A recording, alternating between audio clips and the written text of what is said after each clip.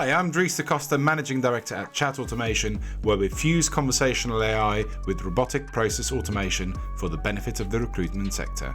Aside from my questionable dad jokes and poor taste in sunglasses, I'm a car fanatic who's been known to go on the odd trip here and there. Let's get on with the show!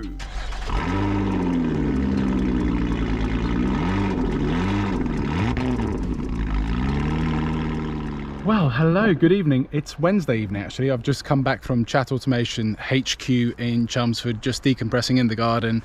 Gonna pour myself a small glass of rum in just a minute. But I have been reliably informed that the largest family-run recruitment business in the world is taking over Membury Services on the M4 tomorrow. So whilst we will enjoy this evening, what I am wondering is whether I give James Reed CBE, Chairman and CEO of the company, in his family name, or rather his father's name, Sir Alec Reed, who started the company, whether he might be available tomorrow for a chatter drive and of course a coffee. So we'll give him a call in the morning. Now, as most of you probably are aware, reed.co.uk, I think it was in 1995, became the first job board website in the UK. So innovation and technology really runs through the Reed family's veins, which is why I am so keen to see whether he's around. But first, for that small glass of rum, and then in the morning, let's give James a call and see if he's about. See you then.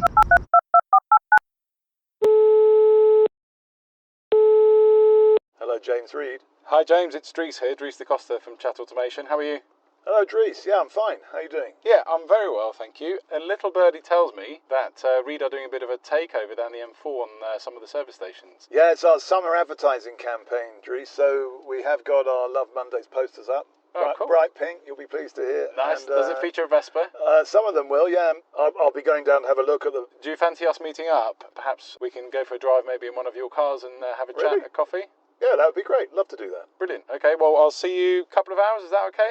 I'll be there. Brilliant. See you shortly. Bye. Bye-bye. So for those of you that have been told that I like lurking around service stations in the UK, that rumour is absolutely true.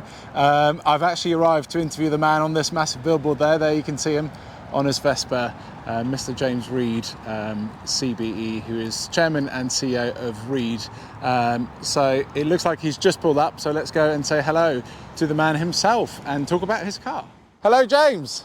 Hello, Dries. Fancy seeing you here. Yeah, lovely to see you. What total coincidence, eh? What a chance, eh? I definitely haven't. I've not been lurking around service stations waiting for you. No. Especially not ones with you all over the banners. I'm sorry about that. Yeah, but I thought it might be funny.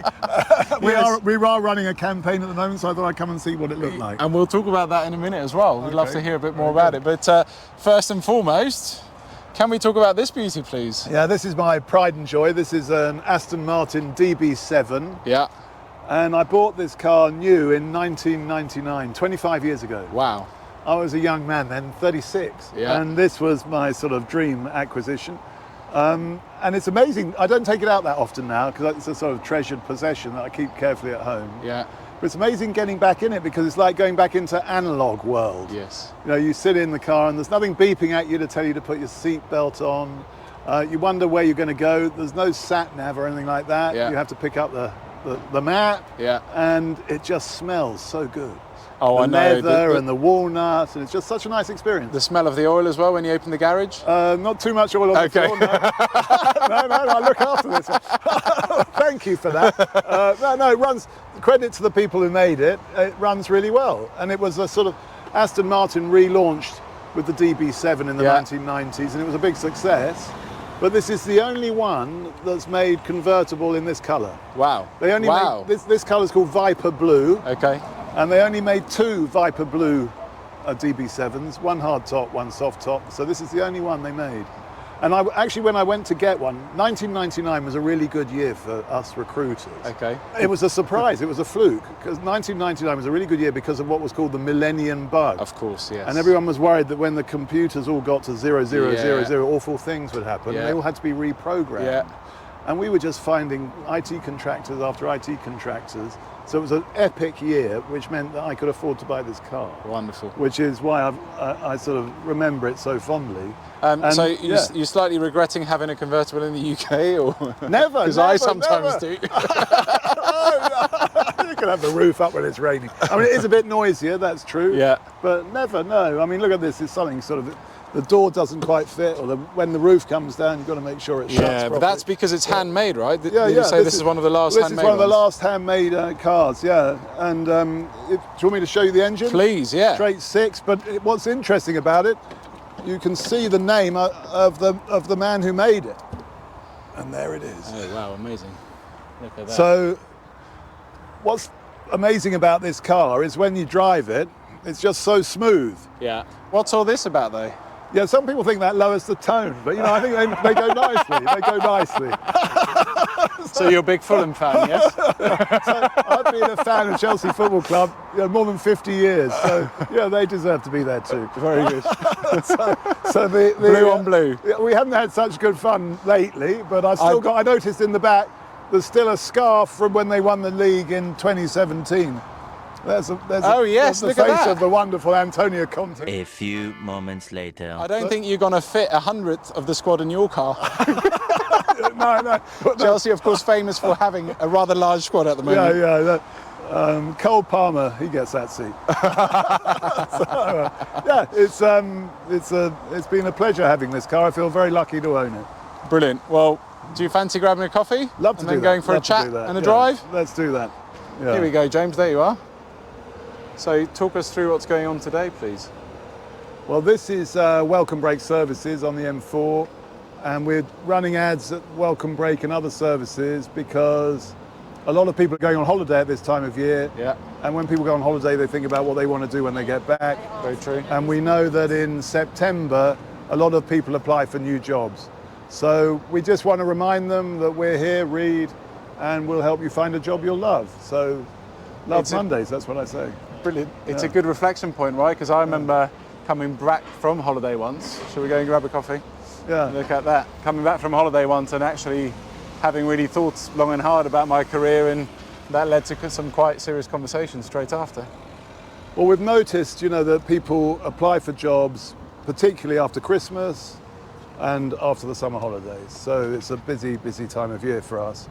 And I think at the moment, a lot of people, especially with the cost of living crisis and, the rising expenses generally, are looking for more money.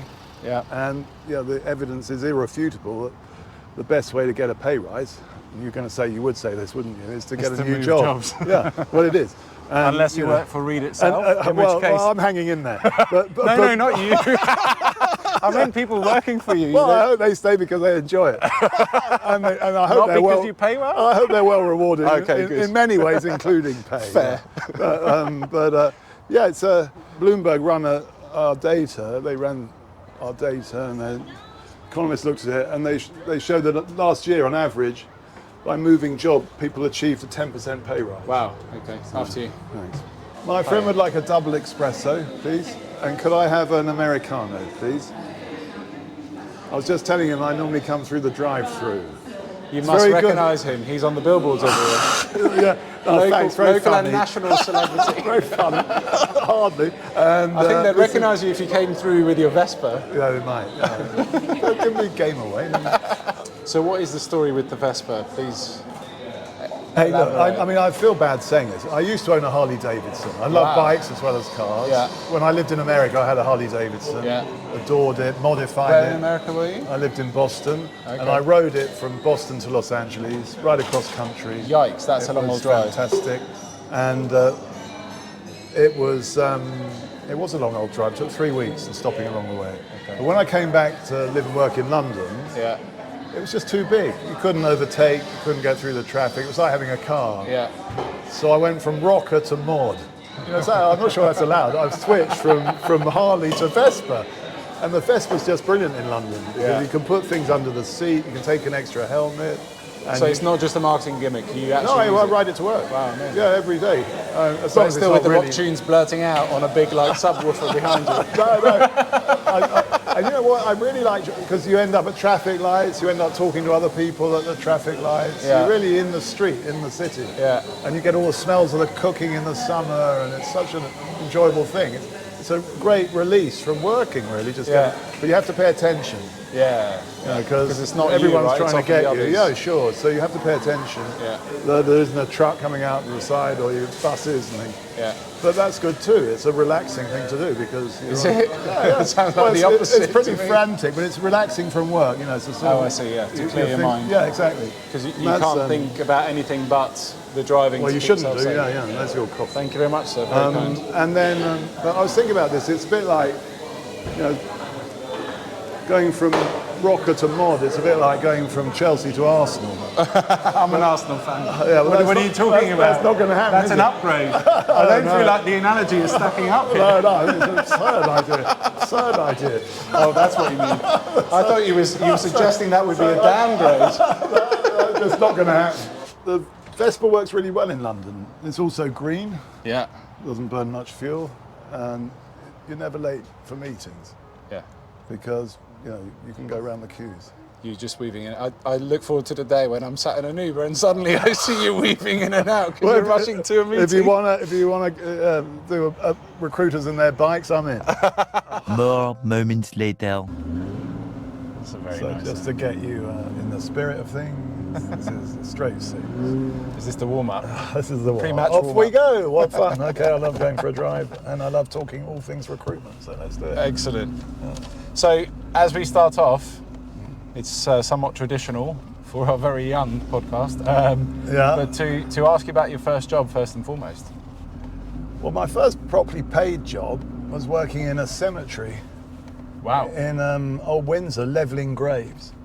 Yikes. So yeah, in the winter. when How I did you left get into school. that? Well, it's. I wasn't expecting that. It doesn't reflect well on my previous. So I was looking for a job after I left school, and Yeah. I had a friend who said there was this vacancy, and the vacancy had come up because the guy who was doing the job, which was quite well paid at the time, £2.50 an hour or something, Yeah. had been fired. And he'd upset an old lady, and he was levelling the graves for mowers in the cemetery, and he'd Right. upset an old lady when she asked, "Why are you digging up my husband's grave?" Oh no. And his answer was inappropriate, and he got fired, and I got the job. And it was a really tough job because it was in the winter, Yeah. and it was involved a lot of labouring. The ground was bone hard, Yeah, I bet. and it made me think I'd quite like to get an office job eventually. But it was good experience, yeah, and I got I well mean, paid. talk about, in the literal sense, really good grounding. Yeah, you could say that. But it was quite Sorry. funny. Yeah, but I remember one occasion I was working there, and it was a foggy morning in the winter, in January, and I saw this figure walking through the tombstones towards me. And it was an elderly woman, and she said, "Good morning." I said, "Good morning." And she said, "Do you like working here?" And I said, "Yeah, I do." And she smiled at me and said, "At least you're not lonely." And then wandered off. And to this day, I was the only person I was working. And to this day, I don't know whether that was a real person or a ghost. But, I mean, that would have haunted you for a little while, I'm sure. well, yeah, she certainly had a sense of humour. Yeah. Oh, that's funny. Favourite job? Oh, the one I have. I love my job. So I feel very privileged to be the CEO of Reed and to work with the people I work with. It's great fun, and I think we do really important work. We help a lot of people progress in their lives and careers. Yeah. And I find that very rewarding. So our company purpose is very simple. It's improving lives through work. Yeah. Just 4 words, and we're able to do that every day, I believe. Amazing. Okay. Your first car? My first car was an Austin Maxi, 1750. We nicknamed it the staff car. Okay. And me and my buddies used to travel around in that. It was front-wheel drive, which was a little odd. I'm not sure why I got it. It was a bit of a boat, but it served its purpose. Unfortunately, I crashed it, No. and that was the end of that. Yikes. It was a bad crash or just not No, worth no, fixing? it was one of those. I skidded on the road, going a bit fast around a corner, I think. Not that I want to frighten you or anything. Thankfully, at the moment, it's all straight roads. But But I shall be holding on for dear life in the corners That later. was a while ago. Yeah, that was a while Yes. ago. Well, I take a lot of comfort in the fact that this car is reasonably old, so and you haven't crashed it yet. And but- this is my favourite car. and this is your favourite car. That was my next question. Yeah, so to answer your question, this is my favourite car, and I'm going to look after it. Yes. So we'll be going carefully. And what's fun about it is when I bought it, this was all state of the art, Yeah. and now it feels quite ancient. And it's only 25 years ago. It does, but it's absolutely stunning, isn't it, with the wood finish? Yeah, and it's stuff. very nicely made, and it makes a lovely noise, smells nice. And I've always been interested in things that are appearing and things that are disappearing. Right. So things that are new. I think there's always This value. isn't the ghost again. No, well, might be. might go back to that. But I'm always interested in things that are appearing and things disappearing, because I think that's where there's a lot of value. And this, when I first saw it, was appearing. This was a new mark of the Aston Martin brand. And when I look at it now, it's something that's disappeared, and it's still retained its value, because it's probably one of the last analog vehicles. Yeah. It's really nice to take it out for a drive. And so this is older than some of your children? Yes, it is. Yeah, it's older than 2 of my children. Okay. I was 36 when I bought it. Okay. Which is my age. How scary good is age. that? Yeah. Now I feel like I need to go out and buy an Aston, but I think we maybe need to grow the business a bit more before I go and do that. Well, I did feel chuffed when I bought it. But they don't all fit in here. No, that was one of the reasons I bought it. But you do love your family dearly. I love them a lot, but my wife and I could go out in this. So my other vehicle is a commercial vehicle. Okay. And we had a company car policy at the time, and it really threw the cat among the pigeons, because I wanted to get a commercial vehicle because we had so many children. We had 6. Yeah. I needed to get a Volkswagen Transporter van. Yeah, they're actually good fun to drive. Which is great, and it seats 9, and that's my other vehicle.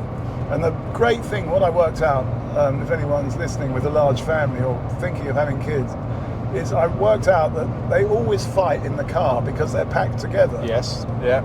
Give them a I bit of can space. absolutely identify with that. Give them a bit of space, and it's fine. Life is better. Yeah. And so we've had transporters for years now. Yeah.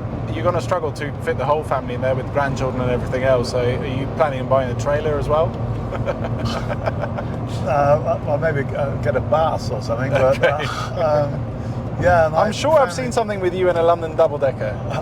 Tell me that's not your bus. We did a takeover of a double-decker for the Queen's Jubilee. I'm glad you noticed it. Amazing. And we had a pink one with corgis along the side, spelling Mondays. Love Mondays. And we put "Great Job, Ma'am" on the side. And as a celebration of the Jubilee, and we had some taxis at the same time. And it was when they opened the Elizabeth line. Yes. And we were the first advertisers on the Elizabeth line with this campaign. Oh, brilliant. Of corgis and "Great Job, Ma'am, love Mondays." You didn't try and find her a new job as well, the late Queen? No, I wouldn't have done, because she was doing such a good job. and for such a long time. Yeah. So I thought she was an exemplar of working into later life. Yeah. And she did it brilliantly. And it was a sort of tribute, really, but we did get word back that it had been spotted by people in the palace and they liked it. Oh, fantastic. That's very gratifying. Yeah, it was fun, and it was. I thought, there's not going to be another Jubilee like this, certainly in my lifetime, so why not do something to mark it? And that's what we did. So back to your favourite job, obviously, where you are today. Lots of people will say, well, it's all good and well for you, James, because, obviously your dad started the company. And of course now you're running it. But tell us a little bit about what it was like, because obviously you had a career before, right? Before you even went into Reed. What's it like working with your father? I know that's a little while ago, and now kind of running there's a lot of questions in that. Sorry. So I'll start with the first one, and the sort of nepotism charge. Right.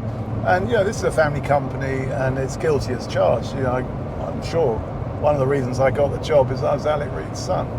But I made sure that I was well prepared for the job, and I went and did business qualification. I got an MBA, and I worked in other companies. I went to America to get an MBA. I know you're maybe too shy to mention, but that's quite. I did go to Harvard, and I studied. So I studied because I wanted to be well qualified to do the job, and I got experience elsewhere. Yeah. And I worked for some amazing companies. I worked for the Body Shop, which was founded by legendary entrepreneur Anita Roddick. Yeah. And she was at the time Businesswoman of the Year, and I worked for her and her husband personally, and they were brilliant. I learned so much from them, and I worked for the Saatchi brothers in advertising and Saatchi and Saatchi. And I worked at the BBC for a while. So these are great places where I gained experience. So You were a producer at the BBC? yeah, that's right. I made TV programs, Do you wanna- business programs. I mean, I'd be interested in your critique after. well, I think this your production. technology is fabulous. we weren't able to do this in the old days. So yeah. No, it'd be like a massive camera with someone in the back somewhere. This is groundbreaking stuff you're doing here, Drew. So it was important to me to get that experience. Yeah. So then joining the company, I was sort of acutely aware that, I had the same name as the founder and that, people would be watching.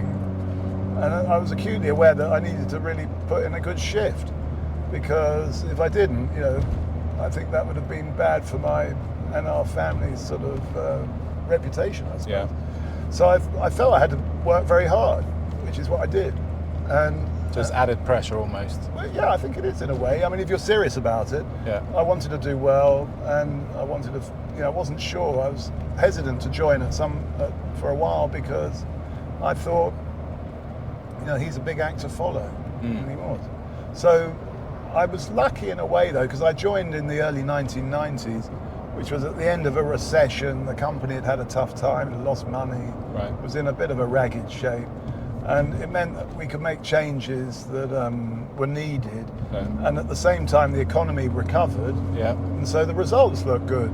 And I remember the first year, there'd been some bonus scheme put in place for me, and it would have paid me a ridiculous amount of money, which I said I declined it because I thought, the company had grown so fast in that year. I thought, I can't put that down to me. Yeah. That was because of what was happening in the wider economy in the world. But also, I think because it's the family business, right? So you're a bit more careful with. Yeah, I just didn't think it was right. Yeah. So and you know what? I've never had a bonus since. I'm not badly paid, and but I've never taken a bonus because I think there's so much that's sort of outside of our control. Right. So I started, running a part of the business in operations, and then became the CEO ultimately in 1997. Yeah. 1st of February 1997. So that's 27 years ago now. And I've been the CEO since. And the business has changed, hugely, fundamentally. It's a different organisation now to what it was back then. But I hope it still has the same character, the same ethos, really, the same culture, because I've always felt that the company has a wonderful spirit. Yeah. And I think that's something that's important for me to maintain and sustain. Yeah. And that comes from my dad, from the founder, Alec Reed, who is a very dynamic entrepreneur, but also he's a very caring person. He's a philanthropist. He's very interested in people. Okay. And I think it's important that we sustain and maintain that approach. I mean, aside from the business, sounds like a great role model to have, right, as a father? Well, I love my dad to bits. He's 90 now, and we worked together in the business for a 10-year period, which I really enjoyed, before he stood down as chairman in 2004. Right. So he's still involved in the business, but he's not director. And I've been the chairman since 2004, so 20 years. And I still seek his counsel. We meet regularly, speak often. Yeah. But we're not working as we used to. Sure. But if anyone comes from a family business background, wants to know the secret to our success in working happily together, it's we never shared an office. Okay. So we never, not even in the same building. Really? So we never worked in the same location. And so you weren't like. So he was in Windsor, I was in London. Right. And we weren't on top of it because I never really liked the idea of him saying, well, where are you going, or why are you leaving early, and having to explain myself. Yeah. And I don't think he would have liked that either. Yeah. And it was quite funny. Years later, he rang me up and said, James, I don't even know where you are. And I remember saying at the time, Dad, I'm 54. Why do you know where I am? so sort of, but as parents, I completely get that. Yes. You worry about your kids, and you always worry about them. You didn't talk him through how Find My Phone works. So I think it might have been before you had that. There was other pressures I think you told me about off camera when it comes to being the CEO, which have something to do with the lavatory facilities and the added pressure. Once those pressure. So no, this is interesting. I think I'd never thought about this. It was a reflection. People think CEO, grand, get all the best jobs and things. Yeah. So, but this is true. So in our office, Reed Online office in Dragon Court and Covent Garden, there are a series of single cabin toilets. Right. So you can, you can pick any one, but they're the single units. But if you're in one and then you leave, the person going in next knows damn well that it's you who left it in the state. Because they've seen you walk out. Yeah, because they've seen you walk out. So you're the CEO, and you go in one and you shut the door and you go about your business. And you see someone's left it, literally disgusting. Yeah. What do? You clean it. Yeah. Because there's no way I'm going to walk out of one of our toilets leaving it like that and having people think James left the toilet like that. So one of the things that's on my job description is toilet cleaner, literally, because I think it should be on any CEO's job description. because there's no way I'm going to have anyone think that I left something in that state. And anyone who wants to be a CEO ought to learn how to clean a toilet. Be prepared to spend a disproportionate amount of time cleaning toilets. Well, actually, it's not a bad thing to do anyway, because if someone sees you come out and you've left it in a mess, they'll think that person's not good. Yes. So that person doesn't care about the other person. Amazing. Who's going to follow them. So that's a strange but true fact. Without fail, people say, okay, well, Reed and obviously as the company, but also yourself, have been at the forefront of innovation, being the first to try new things for some time and continue to be, which I'm guessing, I guess that's one of the questions, is part of the reason of the success of the company. But you were the first to bring job board to market in the UK? Yeah, that's right. So where does innovation come from, I suppose? Well, a big part of it, I think, is curiosity. Okay. Just, we have a saying in Reed, if the bus looks like it's going somewhere interesting, we want to be on it. Right. And then the joke Especially if it's pink. Yeah, especially if it's pink. And the joke is, you often end up walking home. and that's true, because that's the other part of it, is you've got to be prepared to fail. Right. And I can think of so many, you mentioned kindly our sort of read.co.uk journey, which began in the 1990s, building the first website for jobs in the UK, which we did. But there have been so many other things we've tried that have gone kaput.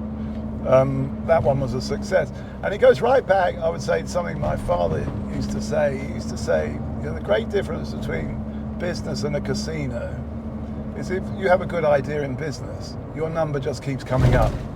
So, if you put your money on red 5 in a roulette wheel, if it doesn't come up, you lose it all. But if you have a good idea in business, it just keeps coming around. The customers come back, it repeats and repeats and repeats. So the value of ideas in business is really huge. But so what about the relationship with the risk? Because obviously that's the upside. Yeah, well, I think it's never nice failing, but it's a great education. Yeah. And I've often thought, when things have gone wrong, I hate losing the money, and sometimes we've had to say goodbye to colleagues because the business hasn't succeeded. I hate all of that, obviously, but if you sit back and reflect, what have we learned? So before we launched read.co.uk, we had another service that we started it was called Direct Access. It failed. Right. I think at the time it cost £150,000, which is a lot of money just after a recession in the early 90s. It failed. But what we learned from that was very important and helpful for what we did next. Yeah. So I see it as part of the journey, really. I think if you're going to be entrepreneurial, you've got to try things. And I think there's a cultural problem a bit in the UK that people think, oh, well, that's not going to work, or that, I think what's much more important is to give it a go. Yeah. And that's something I really took from my time in America. People in America are really prepared to give it a go. Yeah. And there's a real energy around entrepreneurialism. And we could do a bit more of that in the UK, I think. I think that's very fair. I think there's probably more things that can help entrepreneurship as well in terms of structure, but that innate drive, I think you're spot on. People, I think, not originally being from the UK, my observation is people tend to be, as a general rule and as a generalisation, a lot more risk averse here. Yeah, and I think I once went to a seminar in the European Union and the European Council. It was organised by a business group, and they were talking about risk aversion in Europe, and they said it because so many of the more dynamic Europeans left Europe to go to America Right. in the 18th, 19th century. They said it would take 7 generations for that to correct itself. Yikes, flipping hell. So that there's a sort of greater risk aversion in Europe than there is in the States, and that's because the adventurers left. Well, it's quite interesting, isn't it? So what would you say to particularly recruitment business owners, or even recruitment technology business owners like myself, where some might say, well, it's all good and well within Reed. You might have even a budget associated with innovation, and if it works, great. If it doesn't work, that's kind of been accounted for already. But if you've got a lot to lose as a smaller business, what would your recommendation be there? Well, it's interesting. I was just thinking when you were saying that. Yesterday, we were talking about a colleague who was sort of putting herself forward for a bigger job. Right. And we've given her a bigger job. And one of the things that she said that she wanted to get involved with, we didn't have any resources for, to sort of improve it. And so I've literally given her this job and said, see what you can do with no resources. Okay. Be resourceful, literally. Yeah, literally. Because that's where entrepreneurs start, isn't it? So, I like that. Yeah, well, really, I mean, so what can you do with pretty much nothing? To start with, just your imagination is a good place to start. Yeah. And a lot of things can be trialed, I think, at very low cost. So, whether customers respond, whether it's fulfilling a need, it's answering a problem for people. So I think it's important to start things small, actually. Yeah. So if you're betting your house on something, you should ask yourself, why am I doing this? Because I think you can build things up from small. When my father began the company, it was just him working on his own. Yeah. In an office. I think his mother helped him a bit, and it grew from there. We've never gone out and raised funds, Amazing. So what is 3,500 people roughly? 4,500. 4.5. Wow. Business now, but we've financed it from our own, growth. And so it's what you're saying is it's kind of small steps into new ideas, into the innovative. Yeah. See if it works, and then double down on it or not. That's what we've done. And our business strategy is to grow organically. So we don't buy businesses. Yeah. We don't do that at all. So I think it's different things suit different people. We did try and buy a business once. It wasn't very successful. Right. So we sort of decided we'll stick to what we know. You might buy in the talent, I assume, into areas that maybe herd hunting. Okay. I mean, if you can get a group of people come and join you from somewhere, we've done that before, and that's been very successful. Especially if you're going to buy a recruitment business, what in the end are you buying? You're buying a group of people. Yeah. So what does the future hold for Reed? Well, I'm very excited, actually. I feel that the new technologies that are coming on the scene now really remind me of the 1990s. Right. They could be game changers. And I think that we're Some looking... for examples? Well, all the AI-related stuff. Yeah. I'm looking at that very actively, how we can improve the experience of our customers, how we can give our co-members or colleagues a better experience, increase their productivity and impact. Yeah. And I think there are a lot of tools that are possible or potentially available that will do that. So I think there's a real opportunity to improve service delivery and the experience of customers. Yeah. And it's interesting with the new government. You look at the public sector and the frustrations people have with so many public services really struggling. I mean, these new technologies could really help hugely, and both in terms of the quality of the experience and the efficiency of it. And when we hear about sort of taxes needing to go up again and again and again, I'm continually asking myself, what about the efficiency? Well, isn't there a better way of doing some of these things? And I very much hope that that's what they'll be asking too, because for sure there is. And well, it's interesting because that's exactly, shameless plug here, but that's exactly the field that we play in.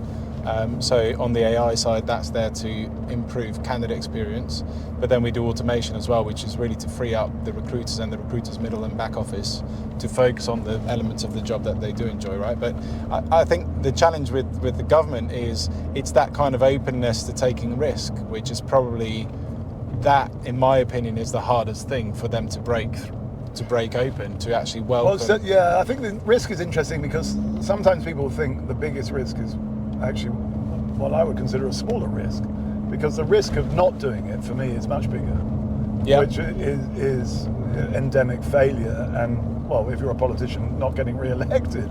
So if you do things and try things and improve things, Yeah, there's risk involved, but it's much less than carrying on as you are. No, I agree. And that's true for all of us in any walk of life, because everything around us is changing all the time. So you might have hit upon a model that works, and you might be doing well in your business, and you see people on LinkedIn sort of saying how successful they are. But believe me, that's not going to last. Any more than this car. Look at it. It's a beautiful car, but it's now completely out of date. Yeah. And it doesn't meet modern standards. So you have to stay curious, keep learning, and keep evolving. For sure, yeah. Because well, that's also what makes it interesting. Yeah. That's why I'm still doing it. It's it's so fascinating to see how we can contribute in new ways to help people progress, improve, develop their businesses. Yeah. I love that. I find that really rewarding.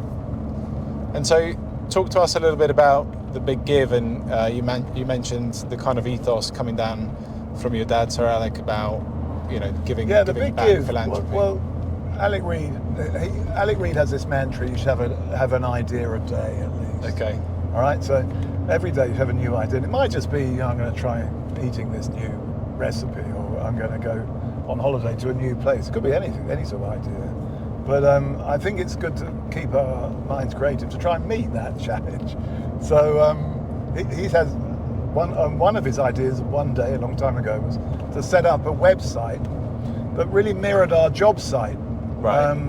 Because we had literally 250,000 jobs advertised. Yeah. But for charities, so that charities could put their appeals up, and the donors, or potential donors, because it also worked out that people don't particularly like being asked for money all the time, because that was his experience. Potential donors could go and browse in their own time in the evening, right, see what causes they were interested in, who they wanted to support. So he set this website up, and we helped through the business, and it was supported through the business, the cost of it. And I think in the first year, one large donor came and gave 100,000, a lot of money, which was great, to one cause, but there were literally thousands of charities on there. And he was a bit frustrated with this, and he has his own charity foundation, Reed Foundation. Yeah. He sort of had this idea, which was really the breakthrough idea. He said, to all the charities advertised, I'm going to put £1 million in a pot on this day on the site, and I'll match every donation that comes through to you until the £1 million is used up. Wow. And it went live in November that year, 2008. And the £1 million was used up in 45 minutes. What? And so all these other charities raised another $1 million. And so that was the basis of it. It's a match funding platform. Yeah. And we've developed and improved it since then, so that last year we raised over 50 million for thousands of different charities. And this year we're hoping to do even more. And we've got our Christmas challenge coming up this year. Last year we raised 33 million in a week for over 1,000 charities. Wow. We're hoping to beat that this year. Wow. But what's wonderful about the model is you come and make a donation. If you want to support the Passage, the homeless charity, for instance, you make a donation as a member of the public, it's immediately double from the pot. And if you're a philanthropist or a foundation and you want your money to go further, when you put it in through us as a champion, we'll get someone else to double it, so it's double once. And then when the public come in, it's doubled again, so you get 4 or 5 times the impact of your money. Where did you get the funds from? Well, it was interesting. A lot of people, in business or philanthropy, want to give money to good causes. Yeah. But they don't necessarily know the best way to do it. Sure. And what's good about the big give is we give them a way to do it that multiplies their impact 4 or 5 times, and we do due diligence on the charities, so they know that the organisations that are on there are bona fide, legitimate, and do good work. Yeah. And I think that's really important. So that, because you want to make sure your money goes a long way and to the right people, and that's what the big give delivers. Amazing. And so it's become very, very much. I don't know. It's a growing. It's really benefited from social media. It's a growing and developing thing still because of the network effect of social media. So I'm excited about it, and we're starting some more campaigns. We're going to do a very big appeal, as well as the one at Christmas next year, for our Green Match Fund for the environment. Okay. We're hoping to become the principal environmental appeal in Europe, and we're going to have an event. We're going to have lots and lots of charities. It's going to be a new opportunity for people to get involved that I hope will Amazing. embrace. And so people could go to what's the website, please? And we'll It's put it on the bottom of the screen. biggive.org. Biggive.org. Yeah. So if you're a charity and you want to raise funds, come and talk to us. Yeah. If you're a potential large donor and you want your money to go further, come and talk to us. And if you're a member of the public and want to make a donation to charity, do it through the Big Give because it will be double. I mean, what we've found is this device of doubling means that people give more money and they give more often because they like it. Yeah. And that's the key to it. So to finish up with, James, if we may, what's your advice to kind of smaller recruiters, perhaps medium-sized recruiters out there, in terms of market conditions? Any wise words? Because obviously you've lived through quite a lot of markets ups and downs. Yeah, well, in terms of the business cycle, my father said something to me that I found very helpful for a long time because he'd experienced several recessions before I got involved. Is that they tend to last 6 quarters. Okay. So a year and a half. And that's turned out to be the case pretty much every time. So I think we're in a bit of a slow period at the moment. You've seen sort of publicly quoted recruiters' results have been pretty patchy. So I would have thought we're in the second half of that. Okay. So there might be more optimism ahead than perhaps it feels like right now. I think smaller recruiters, I've found. It's funny, I was always, in the beginning of my career, I was super competitive. I still am, but I was super competitive against other recruiters. But what I found is that there's quite a lot to be gained from sort of supporting, collaborating. Yeah. So, our website is open to all recruiters.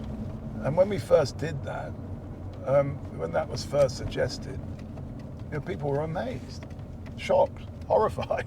And actually it was a brilliant idea because it turned competitors into customers. Yeah. And the important thing, I think, if you're a recruiter, is to have a good network of friends and allies. So if you can turn competitors into customers in any way, think about that.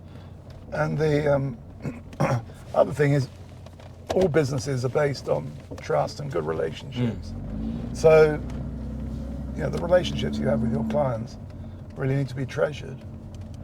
And I think doing a good job for the customer is ultimately what makes them come back again. So that would be my summary. Fantastic. Well, thank you very, very much for your time. Really appreciate that. If you just want to drop me off here around the corner, that will be absolutely fine. Okay. I'm going to leave you on the top of that hill. And then your initiative test will be to find your car. You'll have to walk down the Ridgeway, which is the oldest. Do I get a promotion on the back of it? You see that's called Hackpen Hill with a white horse on it, and that's the oldest road in England along the top. Oh, of it. wow. It's called the Ridgeway, and it goes it goes down towards Stonehenge that way in Avebury. Amazing. And that way is Barbary Castle. So So this is like without resources, basically, right? So go and build something, Dries, without resources, or find your car without resources. This is what my dad always used to call an initiative test. James, thank you very, very much for your time. Just to remind everyone, please head over to the Big Give. If you can contribute, that would be fantastic. And we'll see you on the next Recruiters in Cars Getting Coffee. If you've enjoyed the podcast, then please do consider subscribing. See you next time.